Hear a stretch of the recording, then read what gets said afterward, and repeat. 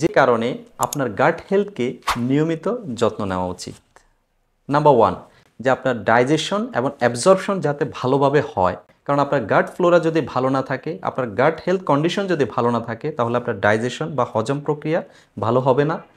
অপরদিকে আপনার নিউট্রিশন অ্যাবজর্পশনও ভালো হবে না। আপনি উইক ফিল করে থাকবেন, ফ্যাটিক ফিল করে থাকবেন, আপনার রোগ প্রতিরোধ ক্ষমতা কমতে থাকবে।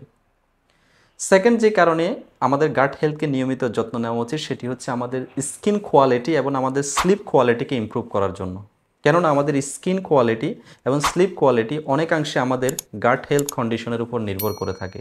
আর এই জন্য আপনি দেখে থাকবেন যারা প্রতিনিয়ত কনস্টিপেশনের শিকার হয়ে থাকে কিংবা যাদের গাট ফ্লোরা ভালো নেই, তাদের স্লিপ প্যাটার্ন ডিস্টার্ব হয়ে থাকে, তাদের স্কিন কন্ডিশন খারাপ হয়ে থাকে।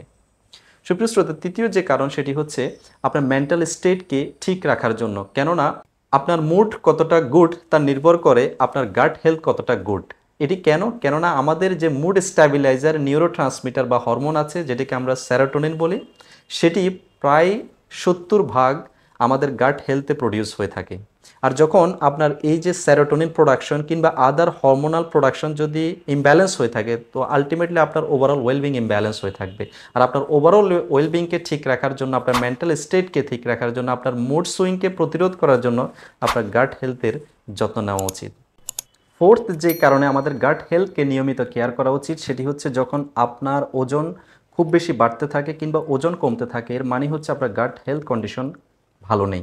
সুতরাং আপনার ওজন মেনটেন করার জন্য আপনার গাট হেলথের নিয়মিত যত্ন নেওয়া উচিত। ফিফথ সেটি হচ্ছে আমাদের ইমিউনিটি এবং ওভারঅল ওয়েলবিংকে ঠিক রাখার জন্য আমাদের গাট হেলথকে অবশ্যই ঠিক রাখতে হবে।